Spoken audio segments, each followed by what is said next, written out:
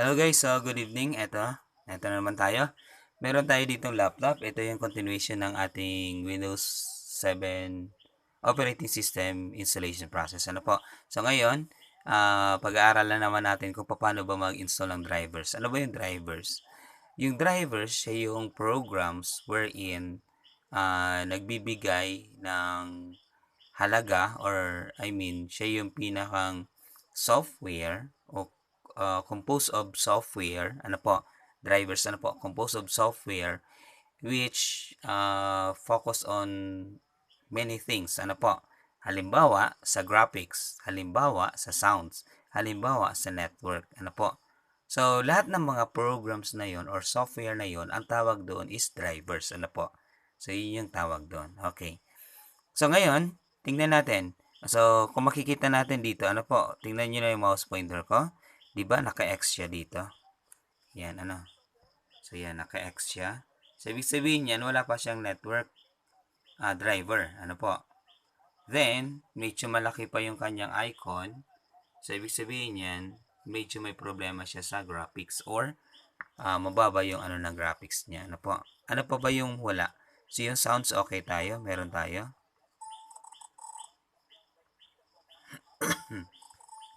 Okay. So, okay tayo sa sounds. So, paano ba malaman kung ano yung kulang? So, right-click muna tayo. Then, personalize. Then, desktop icon. Ba't ba, ayun, this desktop icon nga, sabi ko nga. Bakit nawala yung desktop icon? Hey. Hoy, ay, ito na pala. So, check natin yung computer. Network, user, and control panel. So, lalagay natin siya sa desktop. Then, okay. Then, piliin na natin yan. Yan. Yan. Okay, so kung notice natin, di ba, ang laki ng mga icons natin. So, ito yung icons natin. Computer, network, recycle bin, control panel. So, medyo malalaki pa sila. So, ngayon, right-click tayo sa computer, properties. Then, device manager.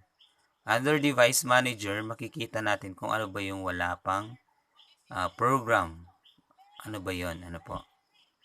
So, ito na siya. So, ito, lahat sila. Ethernet controller network, network controller, PCI communication, then controller. So, yan. So, walang naka-install. Then, about dun sa display natin, graphics, so medyo may problema pa din siya sa display. Sa monitor naman, plug and play. So, yun, kulang siya. So, may problema siya sa display, then kung may problema siya sa Ethernet controller. So, ngayon, meron tayong tinatawag na DRP, or driver's pack. Okay? So, kita ko yun sa inyo. Nandito siya sa external hard disk natin. So, kung wala dito, magda-download tayo niyan sa internet.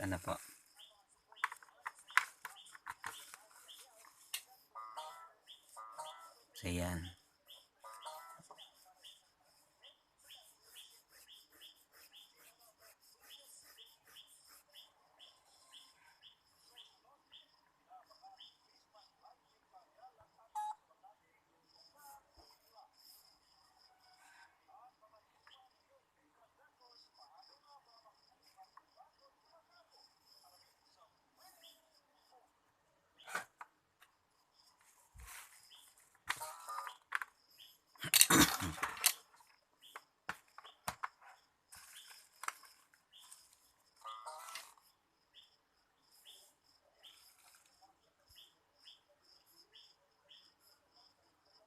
Okay. So, yan. Continue without scanning muna tayo. Okay. So, dito, meron tayo dyan tinatawag na DRP, Drivers Pack 14.5, Drivers Pack 15.6, and 15.8. So, try muna natin tong 14.5, then Drivers Pack Solution, and yes.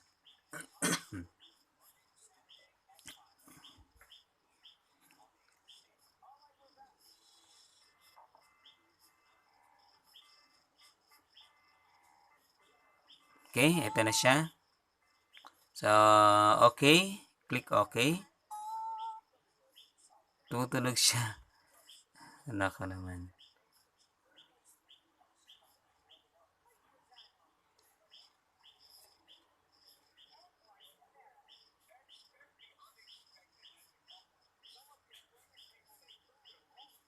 So, kailangan natin tapusin to ngayong gabi. At least para may matapos tayo. Ano? Okay? So, from here, i-install lang natin yung drivers. I-check natin to. O yun yung lang ipipiliin natin. So, network card, ang wala natin. Then, chipsets. So, yung sound card, wag na yan. Wag na yan kasi meron na. Ito din touch, wag na din. Yung HDMI, may HDMI ba to? Mayroon. Okay, lagay natin yan. Chipsets, tanggalin na natin yan kasi meron na yan. Then, yung vendor, ano po, lagay natin yung vendor kasi siya yung sa video card. Ano po? Then, webcam, then Wi-Fi. So, yan. Yun yung mga kailangan natin. So, network, Wi-Fi, video cam, then video card, then yun. Then, so, ibig sabihin, kompleto pala, nandito pala siya. Ano po?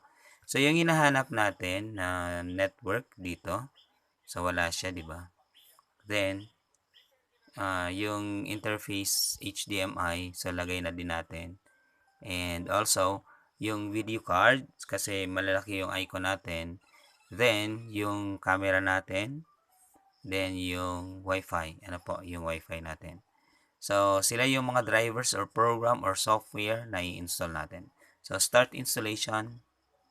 Yan. So, kung manonotice nyo, masyado siya talagang malalaki. Ano?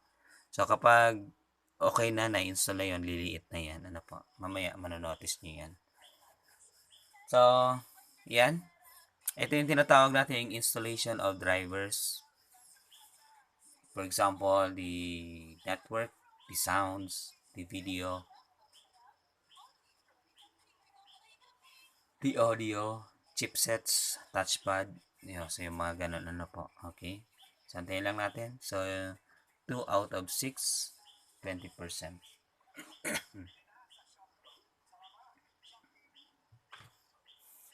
Bili na sa Shopee. Salamat, Shopee. This portion was brought to you by Shopee. Bili na sa Shopee. Salamat, Shopee. Come on.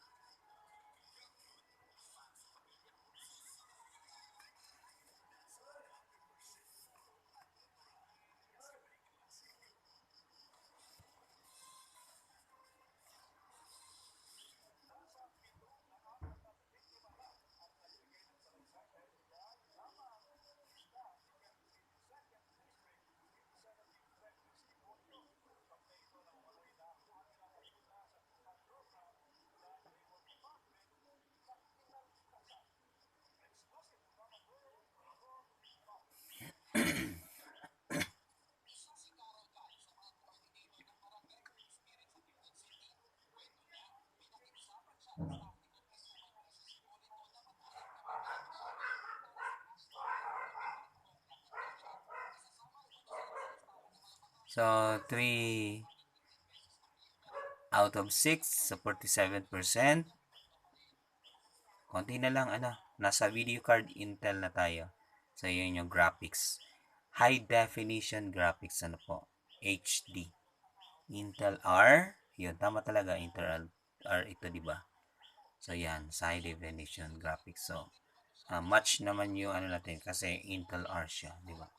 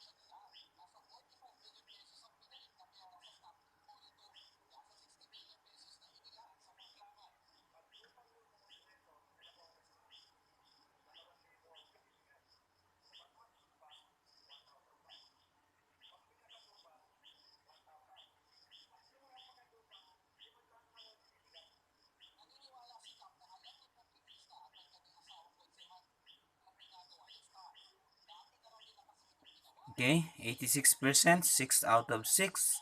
So, pasensya lang, kailangan lang natin pahabain yung ating pasensya,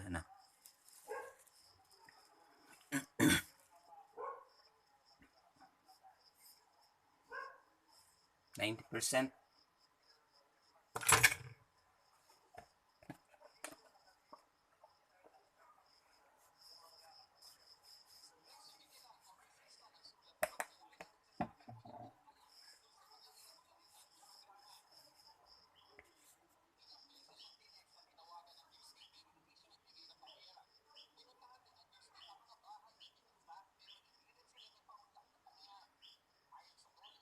Okay. So, do you want to restart your computer? So, restart natin.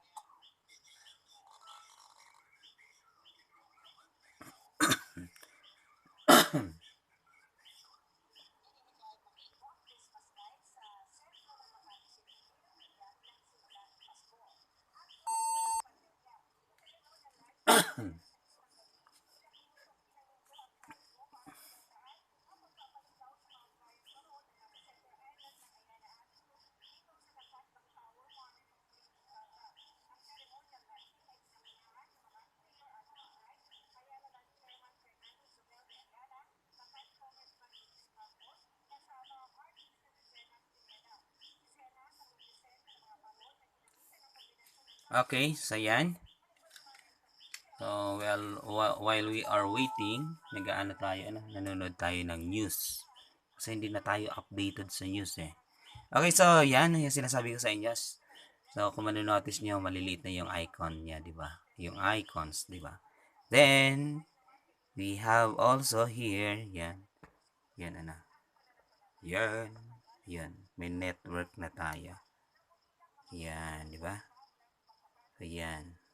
Yan na siya. Hindi na kanina na X, So, dito kasi X siya kasi wala siyang battery, Ayusin pa natin yung battery. So, yan. So, yung icon natin, maliliit na lang siya. Okay, nice.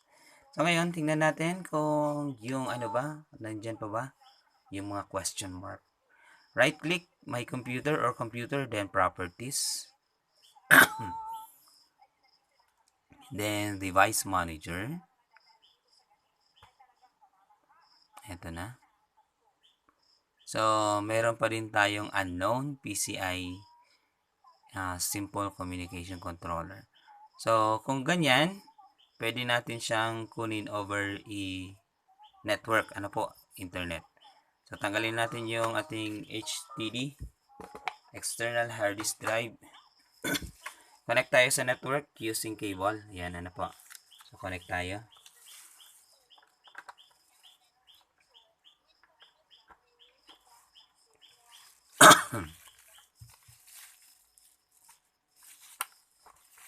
Yan. So, kung notice nyo, yan, Yan.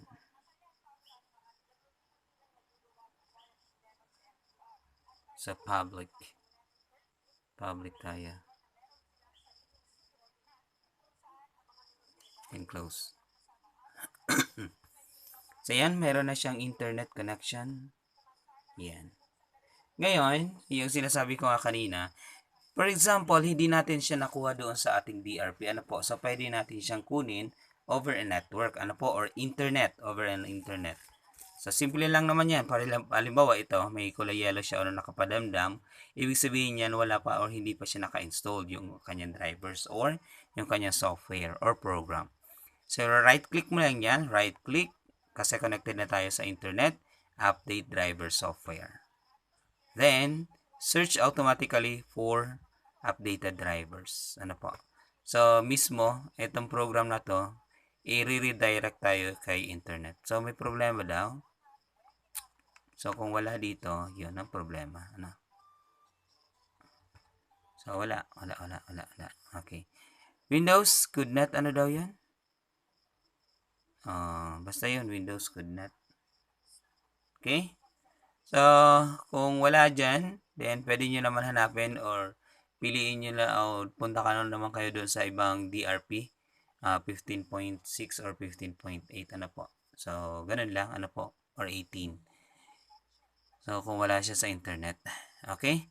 So, ganun lang kasimple kung paano ba mag-install ng ating mga drivers. Okay? Maraming salamat at magandang gabi.